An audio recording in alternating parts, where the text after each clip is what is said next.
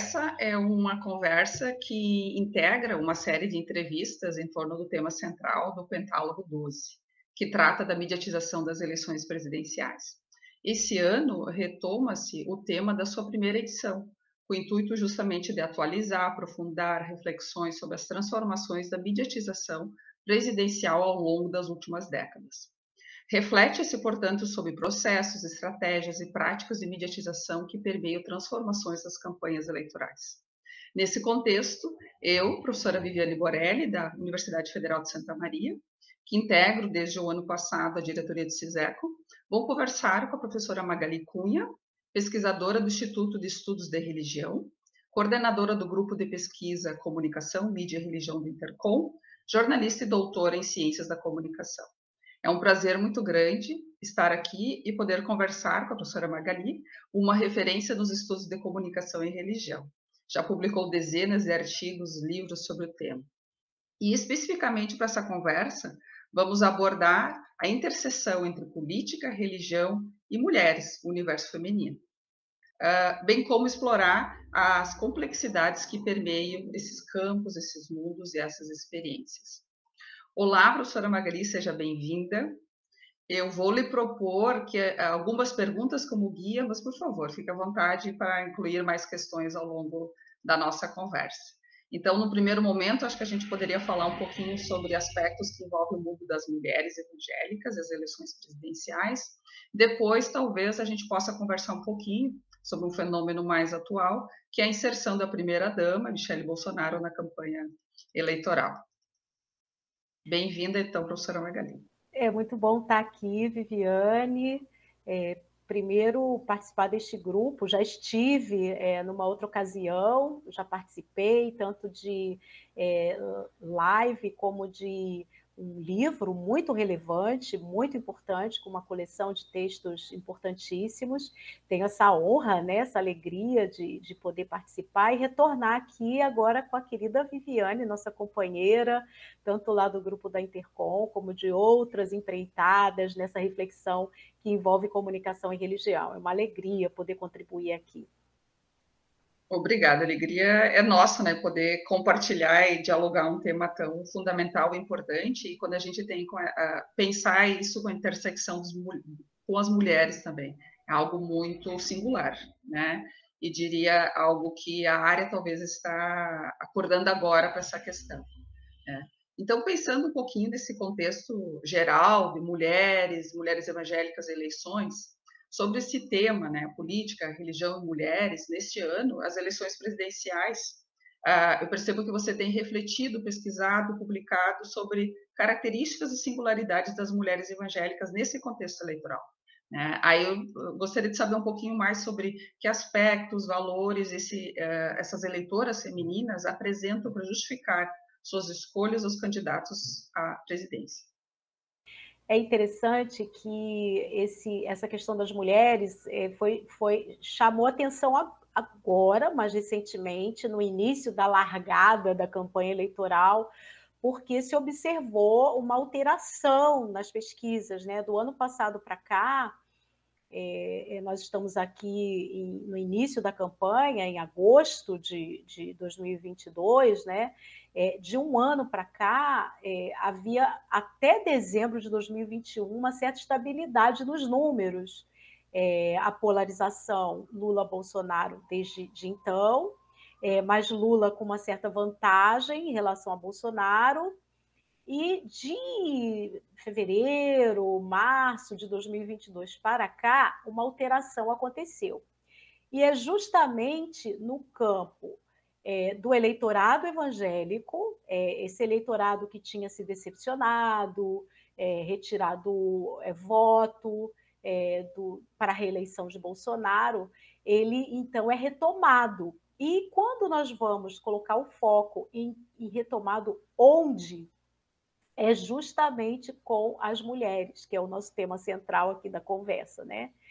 Esse eleitorado evangélico é um eleitorado relevante, representa 30% da população brasileira, e dentro desses 30%, as mulheres são a maioria. Então, Quando a gente fala de evangélicos no Brasil, nós estamos falando fundamentalmente de mulheres, na casa de quase 60%, em algumas denominações, em especial as pentecostais, chega a 70% desse público.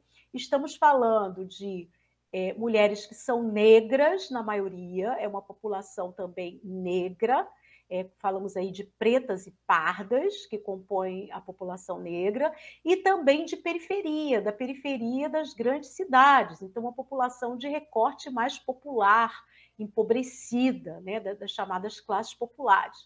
Então, isso já chamava a atenção nas eleições de 2018, porque em 2018 houve um apelo muito grande em temas da moralidade sexual e da família, da defesa da família brasileira, aí também no universo católico, a gente precisa reconhecer que esses temas foram levados para o universo católico, e durante o governo de Jair Bolsonaro, esse tema também foi ressaltado, com o Ministério da Mulher, Família e Direitos Humanos, ou seja, se trouxe o tema da família para junto das mulheres, que isso é um símbolo muito forte desse governo, com uma pastora evangélica liderando esse ministério, a pastora Damares Alves, que vem do universo pentecostal, mas se transferiu para uma igreja de tradição batista, a Batista da Lagoinha, né, que tem um destaque grande aí nesse mundo evangélico. E esse apelo com as mulheres permeou o governo. Parece que não, parece que houve um desprezo, que não se destacava tanto, mas não.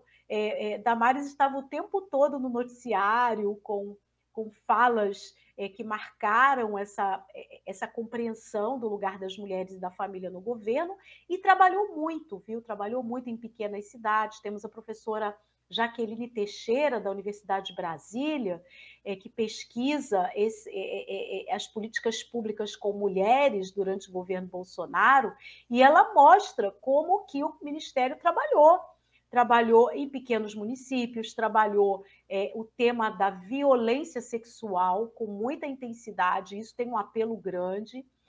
Ou seja, aquelas pautas que vinham de direitos das mulheres mais amplos, elas diminuíram no governo Bolsonaro, mas ficou um tema muito caro às mulheres, que é a questão da violência. Isso foi bastante trabalhado. E também a questão da ação social com mulheres, empreendedorismo, foi um tema trabalhado pelo governo, presença das mulheres em conselhos tutelares. Vejam, o Ministério da Mulher, Família e Direitos Humanos promoveu cursos para que mulheres de igrejas pudessem se preparar para as eleições do conselhos tutelares. Vejam, então, houve sim ações e que se refletem agora nessa recuperação do eleitorado feminino, de alguma forma. É uma recuperação que não é, vamos dizer assim, determinante, porque ela é pequena, mas é um pequeno que é expressivo. E entra, nós vamos falar mais sobre isso, a figura de Michele Bolsonaro. E a ênfase tem sido nisso, em temas como o governo trabalhou, sim, para que as mulheres se empoderassem, empreendedorismo. O governo trabalhou, sim, contra a violência com as mulheres, principalmente dentro de casa, das famílias, né? Então, esses temas têm um apelo forte e ganharam essa relevância, em especial nessa estratégia de ano eleitoral, e que está tendo efeito. Então, a gente tem uma carga simbólica e significativa que tem sido trabalhada por esse viés do eleitorado feminino. É interessante todo esse contexto que tu trazes, Magali, porque eu lembrei da live de comemoração do Dia Internacional da Mulher, que foi um ato bem polêmico, né? As mulheres todas vestidas de rosa, o presidente com uma gravata cor-de-rosa, meio que uma teatralização muito grande desses aspectos, né? Dessa ação social, da mulher empreendedora, a questão da violência foi muito tratada ali pela Damares, né? Então, assim, essa cerimônia do 8 de março foi muito marcante, e às vésperas do lançamento também da campanha. e ali a presença também da primeira-dama junto a outras mulheres do governo, né? Então, é muito interessante, porque no momento que tu estavas falando, veio esse momento, né? Então, assim, o que que representa esse 8 de março nas lutas, né? Nessa história de lutas das mulheres, né? E aí eu já gostaria de te perguntar se que diferenças que as mulheres, que o eleitorado feminino faz diante do que se apresenta enquanto candidato à presidência, né? Falaste também um pouquinho da questão da polarização, né? Desde as eleições de 2018. Em que medida esse fenômeno da polarização, que realmente tem se intensificado, né? Vários pesquisadores se envolvendo, né? E refletindo sobre isso, também é observado no universo feminino das evangélicas, né? E se há razões ou que aspectos a gente poderia pensar que pudesse explicar o fato de que uma candidata feminina não é a preferida entre as mulheres eleitoras. Pois quando você fala do março de 2022, é justamente aquilo que eu mencionei, que é o período que nós vamos ver o crescimento nas pesquisas e essa estratégia mais intensa de abordagem das mulheres. Então, é um elemento para a gente observar. E sim, as mulheres têm sido observadas nas pesquisas de opinião de um tempo para cá, e já em 2018, isso vem de 2018, como aquelas que mais rejeitaram tanto Bolsonaro como candidato em 2018, como o governo. Nas pesquisas de aceitação e rejeição do governo, as mulheres aparecem como aquelas que mais rejeitam e aquelas que não dedicam voto a Jair Bolsonaro para a reeleição. Então, são dois grupos sociais brasileiros que mais rejeitam o atual governo e que não vão empenhar voto segundo as pesquisas eleitorais, que são as mulheres e a juventude. A juventude também tem essa especificidade que é relevante em qualquer discussão eleitoral. Agora, então a gente já tem essa característica. Isso se reflete com as mulheres evangélicas também. Porque, vejam bem, isso é uma coisa muito importante da gente considerar quando tratamos de religião no processo eleitoral.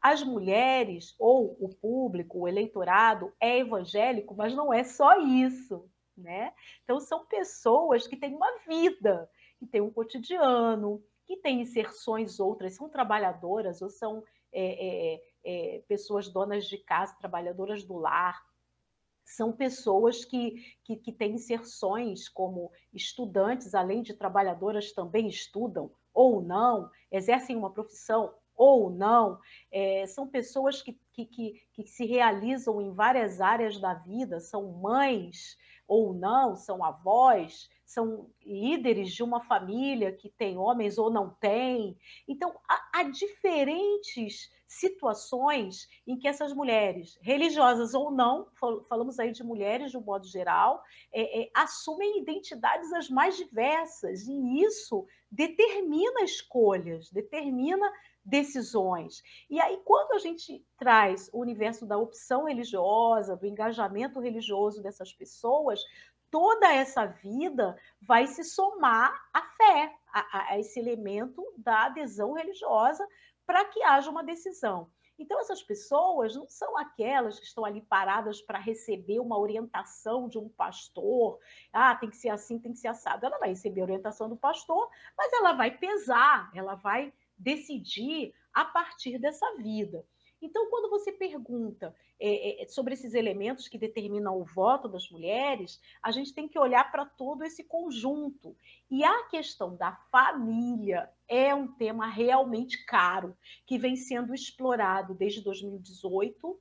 É um tema relevante porque a família é um elemento forte da vida cotidiana, é um elemento cultural que significa muito, não só para mulheres, mas para as pessoas de um modo geral, e os diferentes arranjos familiares. Claro que os grupos conservadores trabalham com a temática da família tradicional, homem, mulher, filhos, né? E heteronormativa.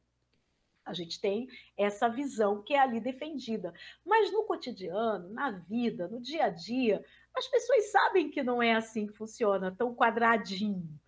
As pessoas sabem que os arranjos são múltiplos, as famílias são compostas de forma diferente, temos a família tradicional, mas temos os outros arranjos, as famílias em que há o divórcio, em que há as separações, as famílias que são compostas de forma não no modelo oficial de um casamento formal, as pessoas se unem, se juntam, formam grupos, tem pessoas que moram juntas e se articulam como família de tantas formas. Hoje em dia tem questão dos animais, animais que são considerados parte de uma família, são tratados como membros da família. Pessoas que trabalham dentro de uma determinada casa e que são consideradas membros da família, moram ali. Quer dizer, nós temos diferentes formulações e arranjos e as pessoas também usam isso como julgamento.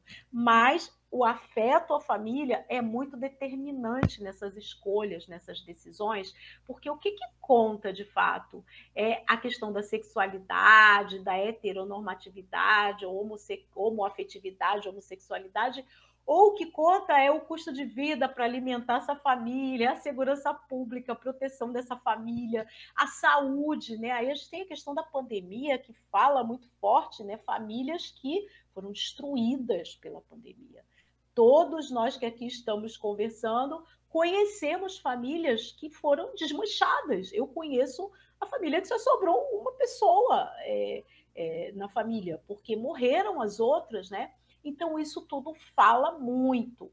Então, tanto a campanha mais conservadora usa essa dimensão dos afetos, e em especial essa questão da família, ao mesmo tempo, as campanhas mais à esquerda, mais de oposição, mais progressista, não estão dando a devida atenção a esse que é um fenômeno que é a dimensão dos afetos e os símbolos que são trabalhados em torno desse afeto desde 2018 e que não têm tido a devida atenção e que voltam à tona agora, em 2022, para esta campanha.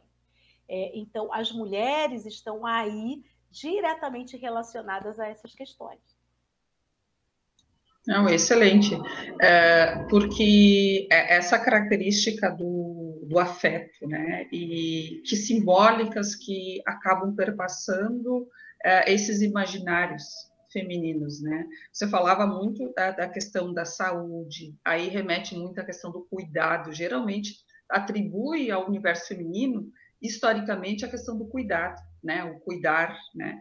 E me parece que. E outra questão também, que é o pôr comida no prato, né? Quer dizer, há toda uma transformação que é visível nos últimos tempos, né, em relação ao custo de vida. Né? Então, veja que são características desse imaginário feminino, tanto de ordem mais simbólica, né, da questão das identidades, mas também aquilo que tu falavas, né, do mundo vivido, né, do cotidiano. Né? E aí eu gostaria de te ouvir um pouquinho mais, né, que outras simbólicas, talvez, essas mulheres ou as mulheres evangélicas, elas acabam mencionando em relação a um possível candidato à presidência, se essa simbólica do corpo é importante, né? Tu falavas vários símbolos em torno dos afetos, né? Então, que simbólicas que acabam, né, sendo ressaltadas. E já vou perguntar também algo que tu já deste um pouquinho de pista, né?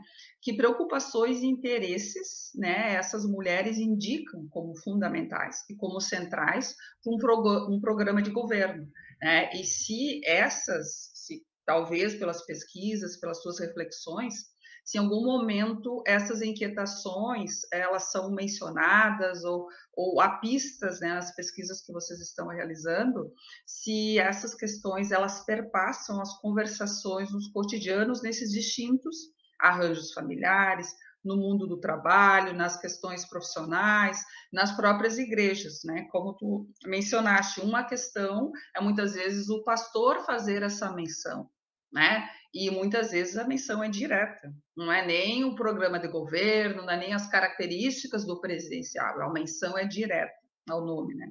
E outra questão é justamente as mulheres trabalharem isso nos seus universos, né? Refletir sobre isso a partir das suas múltiplas representações e suas múltiplas identidades construídas ao longo de uma experiência vivida.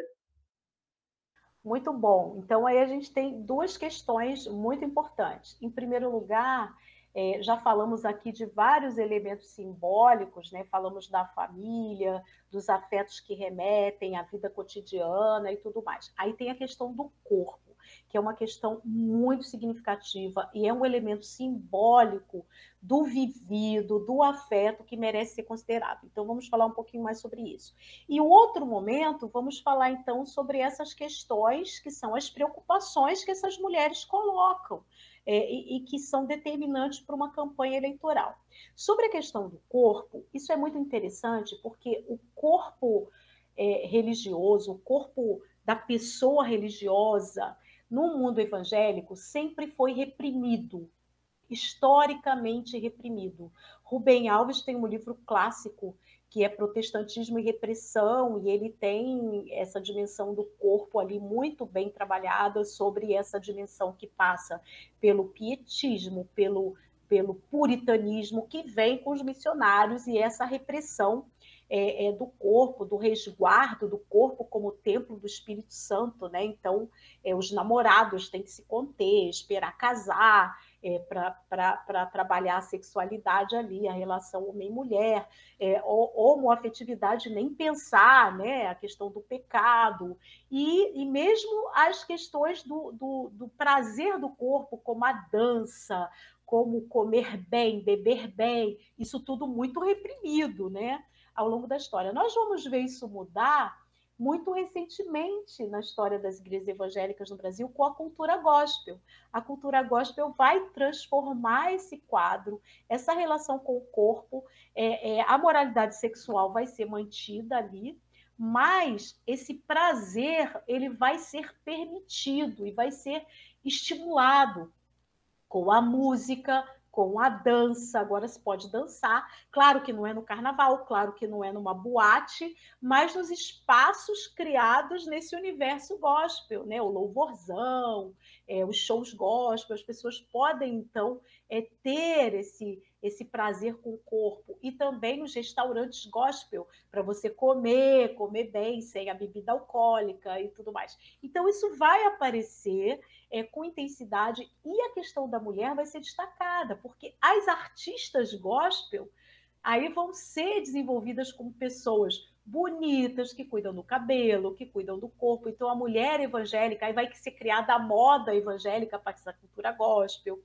Então, é interessante a gente observar que nesses anos 2000 nós vamos ver o desenvolvimento de um olhar para o corpo e de um tratar do corpo e se dar ao direito disso, mas dentro de uma perspectiva religiosa, o que é muito interessante.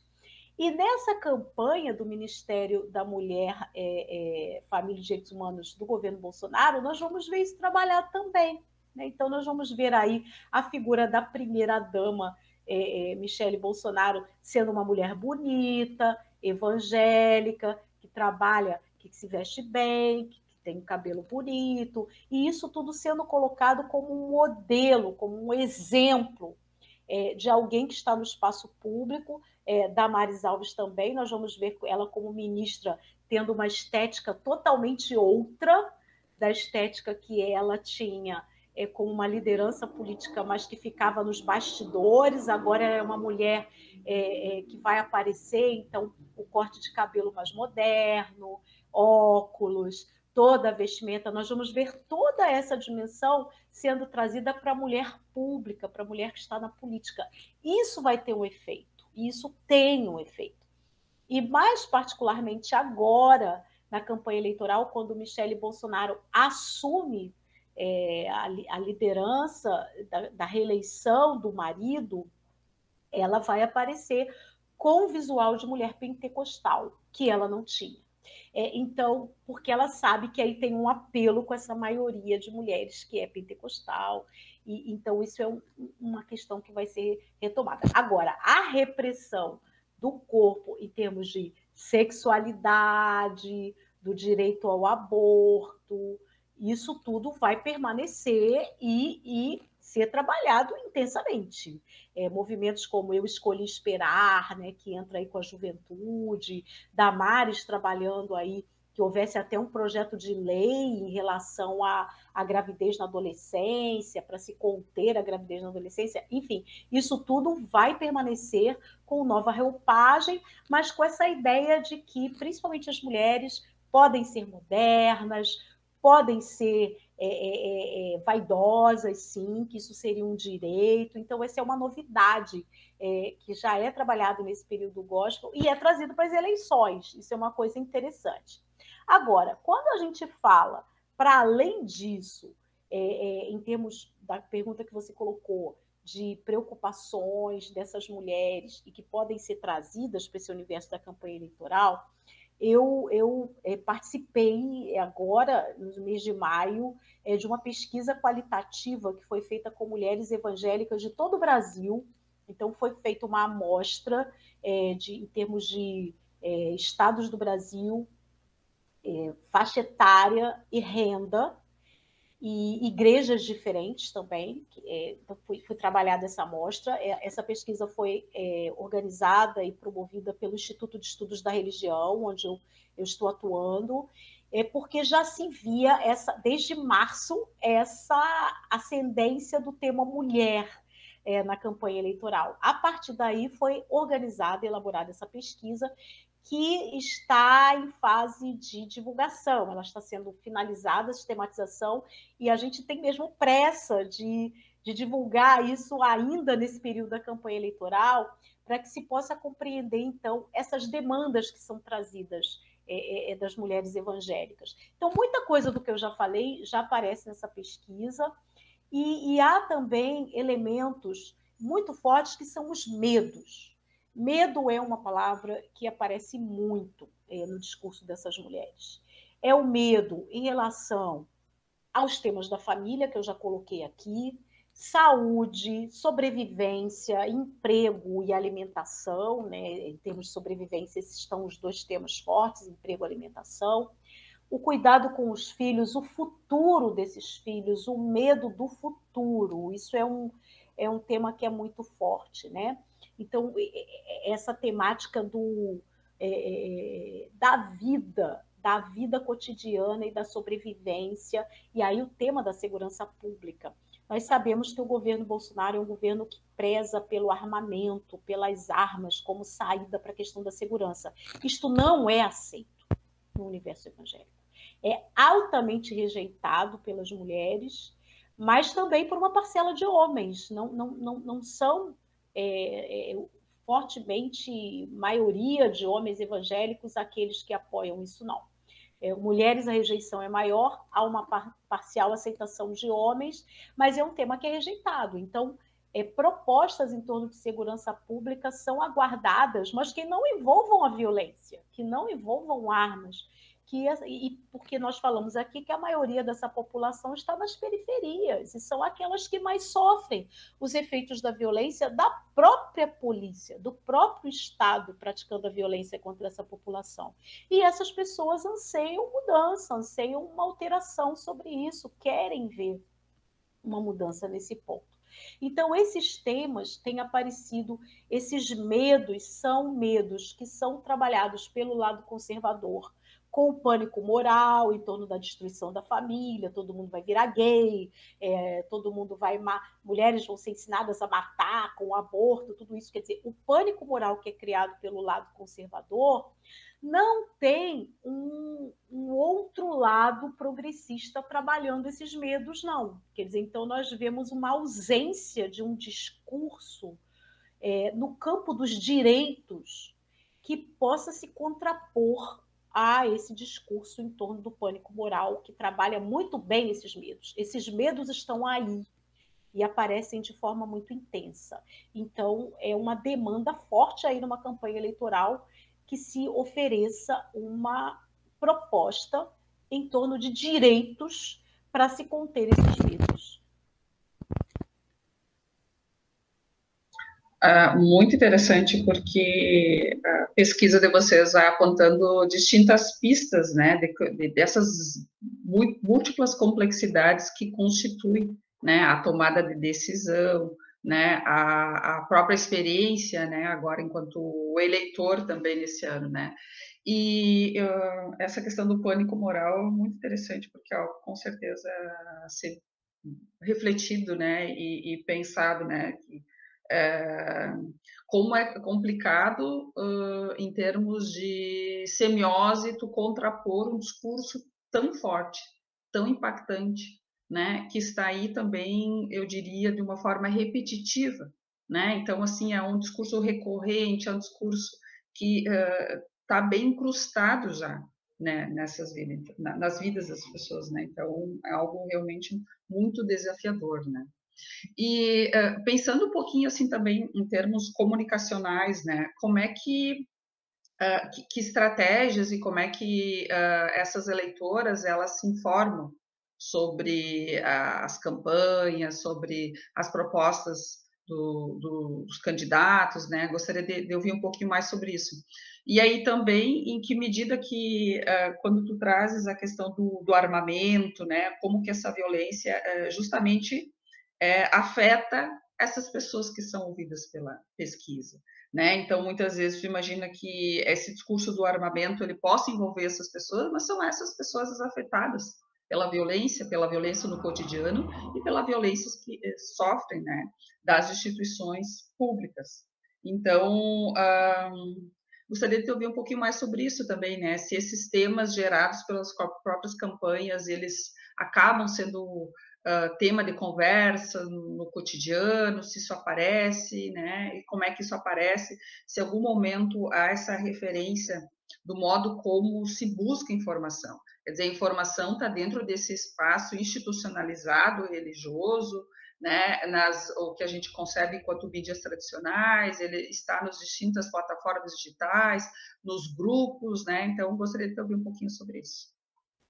Em termos de relação com as mídias e de acesso a esse discurso, né, e de campanha eleitoral, a maioria dessas mulheres não assiste televisão.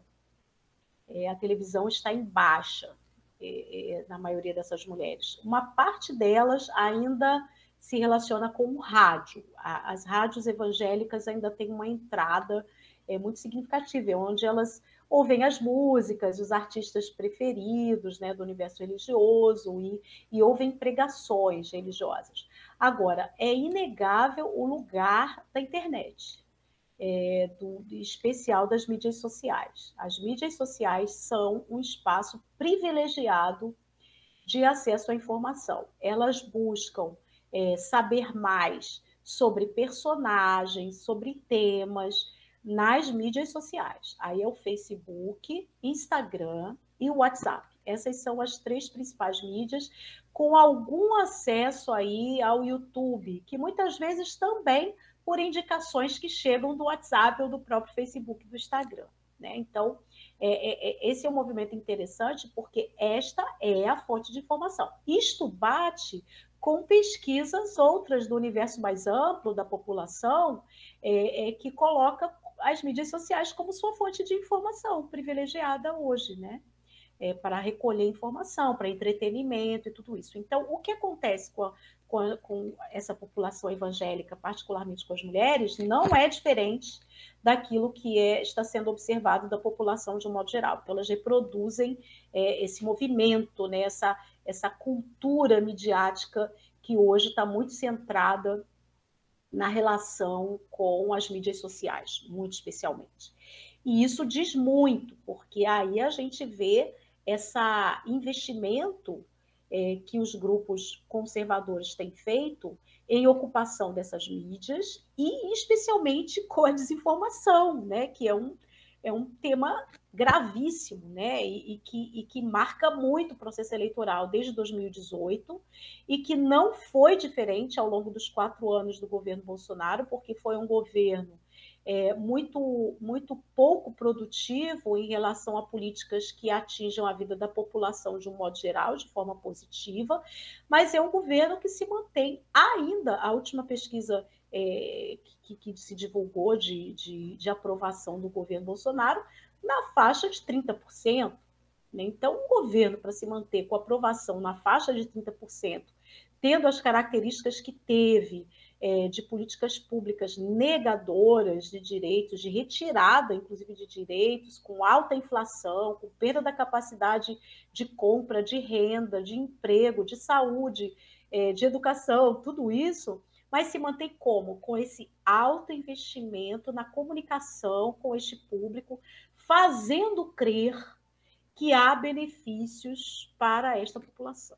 Então, e isso no universo religioso se dá, a pesquisa com as mulheres mostrou muito que figuras como a família Bolsonaro, e aí entra a ideia da família, porque isso foi muito trabalhado ao longo do governo. Há muitas críticas, né, de que a família que governou, os filhos do presidente tiveram uma influência forte, ele chegou a instrumentalizar instituições do Estado para proteger a sua própria família. Isso circulou e circula bastante como crítica, mas não tem o efeito que a comunicação favorável ao lugar desta família, e como família religiosa, como família simples, a ideia de pessoas simples. Então, toda essa simbologia, os signos imagéticos que foram colocados aí, do café da manhã da família, com um copo de geleia, do pessoal que come comida, que se come no cotidiano de um almoço, de um lanche, a vestimenta, uma família que anda descalça em casa, que usa roupas muito simples, camiseta short, a menina que senta no colo do pai, quer dizer, toda essa imagética que foi trabalhada nesse processo de comunicação ao longo de 4 anos, isto tem um efeito. Então, palavras-chave que emergiram da pesquisa com mulheres, da pesquisa qualitativa com mulheres: exemplo, sinceridade, credibilidade. Essas 3 palavras emergiram, e isso é resultado dessa campanha imagética em torno da família do presidente, né? E ele, quando fala palavrão, quando fala agressivamente, isso é colocado como aquela pessoa sincera. Ele é assim. E isso tem que ser respeitado, ainda que no universo evangélico as palavras violentas sejam ensinadas como algo a se recusar, o palavrão e tal, isso não é visto de forma positiva, mas a figura do presidente de sua família foi construída de forma a isso ser valorizado, como uma pessoa que usa isso para fazer o bem para os outros, né? Para garantir a liberdade religiosa, para garantir que as pessoas tenham o seu direito de ser como parte de um direito humano. Olha só, né? Então, isso tem um efeito muito forte e é resultado dessa campanha de comunicação, dessa ocupação das mídias que vem desde 2018 e não cessou. Ficou como se a campanha de 2018 tivesse continuado ao longo dos 4 anos de governo. Foi um governo em campanha, por reeleição desde 1º de janeiro de 2019. Não precisava apresentar resultado, bastava estar em campanha. E assim foi, e assim se tem esses 32% de aceitação e que se reflete fortemente no universo religioso. É interessante isso porque a gente vê desde o discurso de posse, né, esse estar permanentemente em campanha e esses discursos sendo reproduzidos o tempo todo. Né? Então, também eu tenho essa percepção, Viviane, né, de que... E você fala da posse, e foi a primeira vez que uma posse de presidente teve a mulher no lugar de destaque. Ela não só esteve destacada pronunciando o seu próprio discurso, como trabalhando em libras para mostrar que era uma mulher engajada pela inclusão social. Essa ideia de ação social das mulheres no mundo evangélico é muito forte, pois são elas que fazem o serviço que o Estado deveria fazer em muitas áreas periféricas do Brasil afora, e isso foi colocado ali, simbolicamente, naquela posse, né? Então, isso foi muito importante. Se a gente vê assim alguns momentos um certo apagamento dela, agora há esses momentos muito chave, né, de que esse protagonismo realmente fica muito evidente, né. Eu acho que a gente pode entrar agora na questão da presença justamente de Michele, e recentemente vários cientistas políticos, né, têm chamado a atenção para algo realmente singular nessa campanha, né, o protagonismo das mulheres candidatos, né. Então a gente tem lá a Janja ao lado, uma luta histórica, né, junto ao PT, e a gente tem a Michele se constituindo enquanto protagonista desde lá a posse, né, especialmente ali a partir da posse.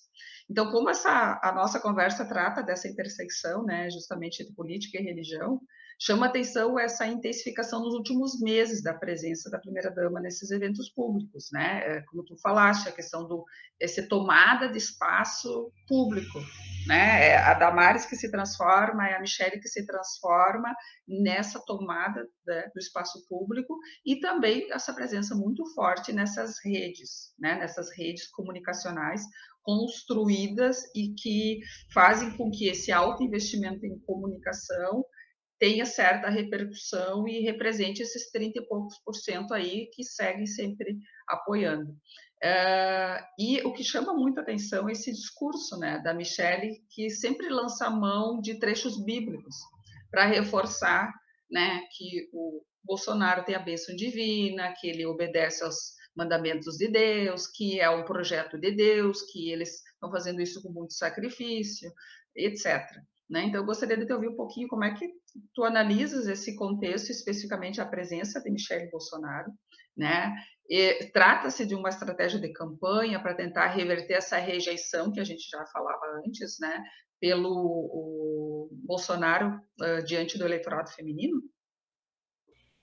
Então, vou dar um passo atrás na sua pergunta de uma coisa que eu não falei, sobre a própria candidatura de mulheres, né? Você tinha me colocado isso numa questão que é interessante a gente observar, que temos aí 4 candidatas, uma com mais destaque, que é a Simone Tebet, que vem sendo apresentada como possibilidade de terceira via, né? Mas são 4 mulheres, e não tem o destaque, elas estão nas pesquisas de opinião com uma aceitação baixíssima. Isso se deve, em grande parte, à destruição da imagem da mulher na presidência que foi feita em relação a Dilma Rousseff. Ela sofreu o impeachment, e sofreu o impeachment de forma, eu diria, muito cruel do ponto de vista da avaliação, porque a avaliação era em torno do ser mulher e nem tanto de uma avaliação da figura dela como presidente. Muito pouco foi falado da figura dela como presidente e muito foi colocado, inclusive, pelas mídias de notícias, né? A clássica capa da revista Veja, com ela ali nervosa, né? Reforçando essa imagem da mulher que não tem controle sobre as suas emoções e tudo mais. Então, ao mesmo tempo que nós tivemos essa conquista de ter uma mulher na presidência, todo o processo de destruição dessa imagem tem efeitos terríveis para a figura não só da presidência, como da mulher na política. Tanto é que são colocadas metas sempre, o Tribunal Superior Eleitoral colocando metas, fazendo campanha, a presença da mulher na política, é importante, mas o último Congresso Nacional, por exemplo, é muito inexpressivo o número de mulheres eleitas para o Congresso Nacional. E isso se dá muito fortemente no campo evangélico, menos de 10% da bancada evangélica é de mulheres. Então, isso vale a pena se dedicar mais sobre isso, né? O efeito que o impeachment de Dilma Rousseff tem e terá, e o que deve ser feito da parte de mulheres nessa discussão para se questionar e reverter esse quadro. Isso é uma demanda que precisa ser enfrentada. Agora, a figura de Michele Bolsonaro é interessante porque ela aparece dentro de uma lógica que não é nova.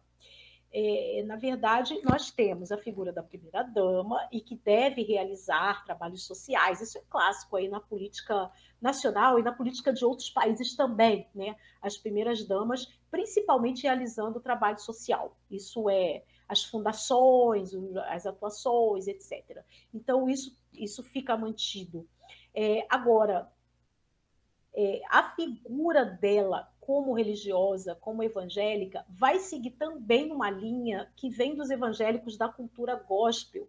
Isso vai aparecer um fenômeno recente de lideranças midiáticas gospel trazerem suas esposas para o cenário.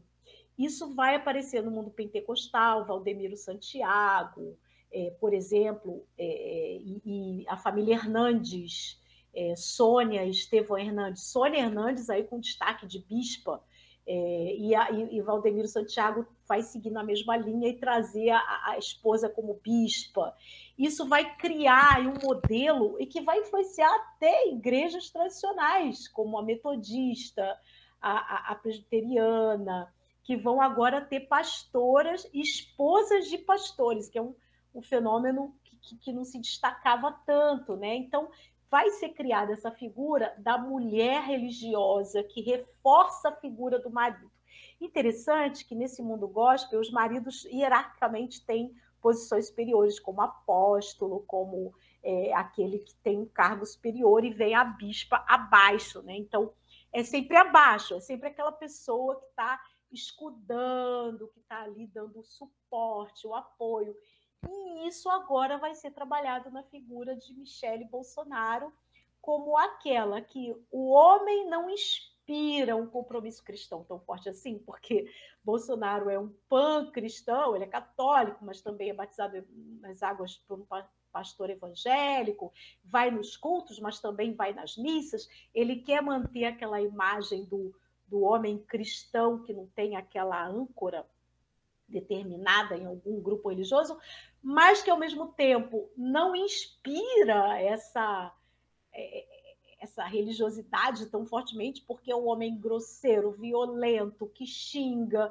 Mas isso tudo é amenizado pela figura da esposa, desde o início do processo. É a esposa que ora, que está com o joelho no chão pelo marido, que tem fé e que agora ela ganha um protagonismo maior porque a figura dele sofreu um baque por não ter correspondido àquilo que se colocava em termos de aceitação da população. Ele deixou a desejar, foi um governante muito mal avaliado, não apresentou resultado, perdeu a aceitação, então está se carregando forte na figura dela, em especial para recuperar o voto evangélico, como a mulher, não tem problema que ele tenha falhas, porque tem a mulher ali sustentando, né? Tanto é que surgem aí os memes da rainha Esther, mas isso não é à toa.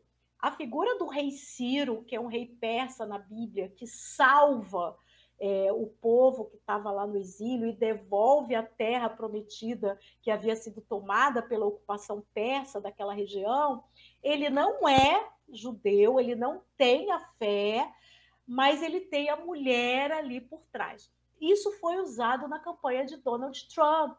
Donald Trump também não era uma figura nos Estados Unidos reconhecida como um homem religioso, mas ele era apresentado em campanha como o rei Ciro dos Estados Unidos. Isso foi utilizado fortemente na campanha de Donald Trump por evangélicos. E agora nós estamos vendo o mesmo recurso sendo aplicado aqui na figura de Michele Bolsonaro, como não tem problema que ele não seja um fiel ali, uma pessoa reconhecida como fiel, mas Deus capacita qualquer pessoa. E desde que a gente tenha quem o sustente na oração, no cuidado, na leitura bíblica. Então, essa imagem está desde março, desde fevereiro, março, sendo intensamente reforçada. Se ela teve um certo revés aí, não apareceu tanto durante um período, ela volta com força porque ela está sendo colocada como figura-chave nesse reencontro de Bolsonaro com as mulheres e especificamente com a população evangélica. Muito interessante, tem várias questões, né? Quando tu falavas, eu fiquei pensando, e acho que tu já desse algumas pistas, né, que ela tenta, a presença dela tenta justamente amenizar esse discurso e esse papel que ele representa, né, e quem ele é, conservador, autoritário, e o próprio discurso populista, né? Então, me parece que é uma estratégia de campanha muito inteligente, essa intensificação dela a partir de fevereiro, março, justamente para tentar amenizar e tentar capturar determinados eleitores que insatisfeitos com o que foi, mas tem esse papel da mulher que está ali, o pilar, o segurar, né? O cuidado, como a gente falava antes, né? Eu ia lhe perguntar nesse sentido, assim, daria para a gente pensar assim que nessas falas da Michelle, essas intervenções, né, no espaço público midiático, que lugares de fala ela está ocupando, né? É esse da mulher evangélica, é esse da primeira dama que fez mais do que trabalho social, ela sustentou a família Bolsonaro, né? De uma mulher que tenta mostrar esse outro lado do marido, talvez que poucos conhecem, né? E aí ela seria, nesse sentido, porta-voz de quem? Essa questão é muito interessante, porque ela assume o lugar da mulher evangélica que está no cotidiano das igrejas. Isto é a imagem mais forte, porque ela é apresentada como evangélica desde o começo da campanha em 2018. Ela é de fato evangélica. Ela vem da igreja do pastor Silas Malafaia, ele fez o casamento dos dois, ela é Assembleia de Deus, ela fez o casamento dos dois, e ela depois se transfere para a Igreja Batista, Atitude, na Barra da Tijuca, no Rio de Janeiro, uma igreja de classe média, mais selecionada, vamos chamar assim, uma vertente batista carismática. E essa figura da mulher evangélica que cantava no grupo de música da igreja, né? Essa pessoa identificada com o ser evangélico do cotidiano das pessoas já vem de 2018. E agora, quando ela se coloca como a que cuida da família, e tem uma expressão evangélica muito forte nas igrejas, que é o esteio, é assim que se fala, o esteio da família, que é a mulher, porque as igrejas sabem que a maioria da população religiosa é de mulheres, a maioria das igrejas é de mulheres, e muitas delas estão incessantemente nas igrejas pedindo oração pelos maridos que não estão nas igrejas. O sonho delas é que o marido se converta, que passe a fazer parte da igreja, mas que pelo menos, se ele não se converter, que ele se torne uma pessoa carinhosa, dedicada à família. Muitas oram para que eles parem de beber, para que não tenham erros fora de casa com outras mulheres. Enfim, esse é o tom das reuniões de oração das igrejas, daqueles papeizinhos de oração que as pessoas escrevem, colocam na caixinha de oração da igreja. Este é o tom. Então, Michelle Bolsonaro encarna essa figura dessa mulher que está nas igrejas todos os dias, orando pelo marido. O marido, por falar uma expressão popular, entre aspas, pode não ser flor que se cheire, mas ali está a mulher, e a Michelle usa essas expressões, joelho no chão, meu joelho está no chão todos os dias. Aí ela faz uma reunião de oração no Palácio do Planalto, né? Ela chama a juventude para fazer um culto. Então você tem toda essa simbologia, é uma campanha que está sendo ancorada em símbolos o tempo inteiro. O lançamento da campanha no Maracanãzinho, no Rio de Janeiro, né, de Jair Bolsonaro como presidente, teve a figura de Michelle Bolsonaro muito forte, com oração, com citações bíblicas. Então, o uso da Bíblia, o uso de símbolos à roupa, que agora ela se apresenta mais com vestimentas que identificam a mulher pentecostal, muito mais, não é calça comprida, não é uma roupa curta. Se vocês voltarem um pouquinho no tempo, vão lembrar dos vestidos curtos de Michelle, né? Mas agora não, agora é a vestimenta mais respeitosa, que remete à mulher pentecostal. Então é muito forte isso. e que tem um efeito com mulheres que não são religiosas também, porque essa dedicação à família, é a mulher que parece simples e que faz a atuação social mais intensamente, que manda no marido. Vocês podem observar que mais recentemente ele vai dizer: eu vou parar de falar aqui que a Michelle está dizendo que eu falo muito, vou parar por aqui. Então, essa ideia, eu cheguei atrasado. Teve uma live de Bolsonaro esses dias que ele falou: eu cheguei atrasado, e Michelle falou: vai logo que você está atrasado. Essa coisa da mulher que controla o marido de como ela pode, né? O controle se dá por esse viés, muitas vezes. Então, cria uma identificação com mulheres para além do universo religioso, da mulher que quer se empoderar, que quer ter alguma influência sobre o marido. Então, tudo isso é trabalhado nessa simbologia. Essa mulher tem esperança também de transformar o marido, né? E ter controle, isso é muito comum, realmente, né? E essa coisa do joelho no chão, isso aí tem sido repetido muito, né? Então, entra nessas questões de que a campanha está ancorada nesses símbolos, nesses signos que vão se repetindo, né? Então, acho que a gente realmente deve atentar para essas questões, né, enquanto pesquisadores, enquanto comunicólogos, né. Eu ia lhe perguntar se nas pesquisas que vocês realizaram, né, se chegaram a identificar pistas, respostas, justamente de como as eleitoras avaliam essa presença da Michelle, né, no governo ou agora mais recentemente na campanha. E se daria para a gente pensar em que medida a participação dela contribui para a escolha desse possível candidato, né? E esse marido que está aí, é o que temos, mas eu sustento, eu ajudo, eu sou pilar, né? E como essas mulheres talvez olham para ele, né, enquanto candidato, a partir desses valores e lutas femininas, né? Eu acho que tem várias questões aí.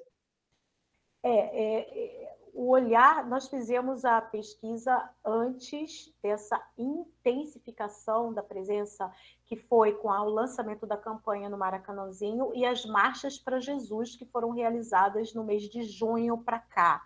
Aconteceu mais recentemente uma no Rio de Janeiro, que seguiu esse modelo da presença de Bolsonaro nessas marchas para Jesus e de Michelle junto com uma palavra também, ela ganhando a palavra mais intensamente. Então, quando realizamos a campanha, ainda não tinha essa intensidade, mas já era lançado lá desde março, né, esse apelo. E o que nós identificamos é justamente o que eu já mencionei, e repito, que é a ideia de sinceridade e exemplo, colocada aí como exemplo de figura pública, exemplo de mulher pública, e a dimensão de ser uma pessoa sincera, o que se transporta também para a figura do marido. Ele é sincero, ele pode ser falho, mas é uma pessoa verdadeira, né? Então se coloca essa imagem do verdadeiro com muita força. Agora, há também o reconhecimento das lacunas que Bolsonaro deixa como governante. O reconhecimento das lacunas em termos de direito. As mulheres colocam muita preocupação com os filhos, a questão da educação é uma preocupação, o emprego é uma outra preocupação, o futuro dos jovens são gratas e reconhecem o acesso dos jovens aos estudos à universidade, mas tem preocupação com esse futuro e veem no governo lacunas sobre isso.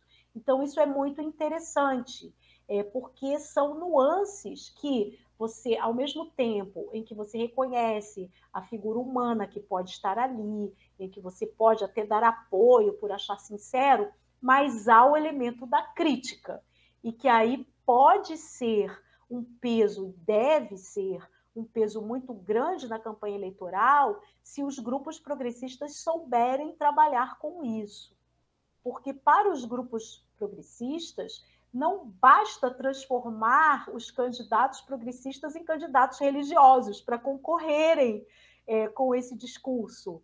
para disputarem esse discurso, porque os grupos das igrejas não são ingênuos de acreditar nesse tipo de concorrência, mas sim de trabalhar essas lacunas, que são os elementos críticos do que alguns chamam de desgoverno, né? Da falta de governança, da falta de cuidado, porque ao mesmo tempo em que essa dimensão do cuidado fala muito e afeta muito, é possível explorar essa dimensão do descuidado que o governo teve com a população, principalmente com a pandemia e os resultados e as consequências dela. Não houve cuidado, houve desrespeito, houve deboche com as famílias, houve aí um relaxamento em relação àquilo que deveria ser feito para que não houvesse mais mortes. Então, essa dimensão do cuidado que não foi aplicado, ou seja, é um governo que não cuida, que não cuida. Então, esse é um tema forte que aparece nos discursos das mulheres evangélicas quando são críticas ao governo. E isso deveria ser trabalhado da parte da oposição, da parte dos grupos progressistas. E não está sendo, pelo menos até agora. Vamos deixar a dica, né, enquanto uma cientista social, política da área da comunicação, deixando a dica aí, acho que ainda dá tempo, né, para os grupos mais progressistas poderem trabalhar, mas muito, muito interessante, Magali. Antes tu mencionaste o meme, né, da Michelle, da Rainha Esther e tal, e talvez para a gente encerrar, né, que a gente já, o papo tá ótimo, né, mas a gente vai ter que encerrar em seguida. Eu gostaria de ver um pouquinho a partir desses campos, né? Político, religioso, campos tradicionalmente mais fechados, mais sérios, né? Como é que eles agora, pensando nessa questão do humor também, enquanto uma estratégia discursiva importante, pensando que a campanha não tinha nem começado, ou o próprio governo, sempre gerando muitos memes, né? Em que medida essa ideia do replicar, né? E foi muito interessante que trouxeste esse exemplo lá da campanha do Trump, né? Bem essa característica do meme, do replicar, do viralizar, né? Em que medida que o humor ele poderá entrar nessa questão política para além dessa circulação e desse lugar, desse eleitorado de produzir, gerar meme, né? Então, talvez te ouvir um pouquinho sobre isso, assim, que medida que as próprias instituições, ou as políticas religiosas, ou os próprios campos, né, mais tradicionais, eles seriam também geradores, ou fica esse fluxo solto para circulação? Aí a gente tem um elemento muito significativo que se observa em torno. Eu participei também de uma pesquisa nas eleições municipais, também feita pelo Instituto de Estudos da Religião, o ISER. E a pesquisa foi mais ampla porque abrangeu todas as candidaturas religiosas em 8 capitais do Brasil, não só evangélicas, mas também católicas e de outras religiões. E nós observamos que a campanha aí estava em plena pandemia, nas eleições municipais, e ela foi muito focada nas mídias sociais, não teve muita rua, pouca rua e muitas mídias sociais. Então, nós observamos, e isso tem relação forte com o que você perguntou, da circulação e da replicação, porque é uma campanha de religiões pelas mídias sociais que é ancorada na replicação, que é ancorada no papel que os grupos religiosos têm de multiplicar e fazer circular esses discursos. Então, uma coisa interessante é que a gente observou que as lideranças das campanhas estavam muito antenadas com temas do momento. Então, eu vou citar aqui 2 exemplos que as pessoas que nos assistem talvez devam lembrar. Durante a campanha de 2020 para os municípios, ocorreu um caso Mariana Ferrer, que foi aquela influenciadora digital que sofreu um estupro, aí tem a discussão, estupro culposo, que foi colocada na amenização do julgamento do perpetrador. E aquilo veio para o processo da discussão. Então, os grupos religiosos estavam antenados. Lembrem que eu falei que o tema da violência contra a mulher é um tema que tem sido explorado, inclusive por grupos conservadores. E o caso Mariana Ferrer foi muito utilizado. Aquilo aconteceu, estava no noticiário e virou tema de campanha. Tinha meme, tinha card, tinha todo tipo de discussão colocada ali por mulheres e por homens também, né? Para se colocar ao lado de Mariana Ferrer, muito interessante, ainda grupos conservadores, e ao lado das mulheres que sofrem violência. Um outro caso também que explodiu, que circulou muito, foi o incêndio de uma igreja no Chile. Houve uma manifestação de rua no Chile, e nessa manifestação de rua, um grupo colocou fogo numa igreja católica, num templo católico lá nos arredores de Santiago. E isso veio também, a partir desse caso, se multiplicou muito, se circulou bastante a ideia de cristofobia. Olha o que os que fazem manifestação na rua fazem com as igrejas. É isso que vai acontecer no Brasil. Então, trazia o caso do Chile para colocar o pânico moral em torno da liberdade religiosa, de afetar igrejas, etc.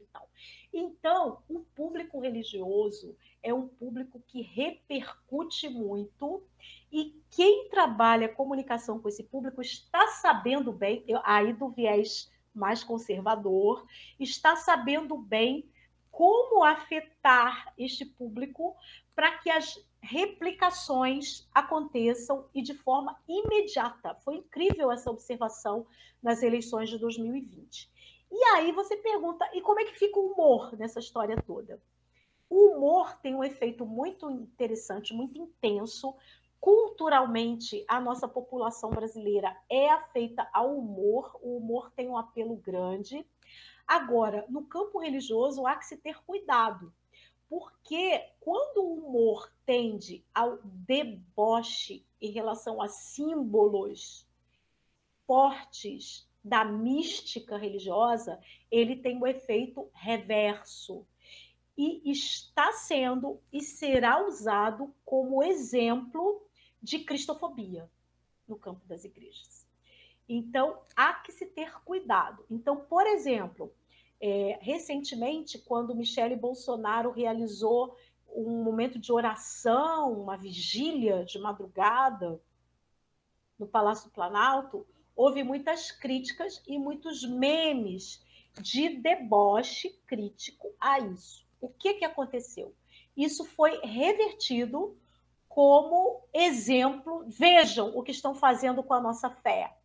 E a própria Michele usou isto quando foi recentemente utilizado um vídeo pela vereadora Sonaira Fernandes, de São Paulo, de Lula se encontrando com lideranças de religiões de matriz afro-brasileira.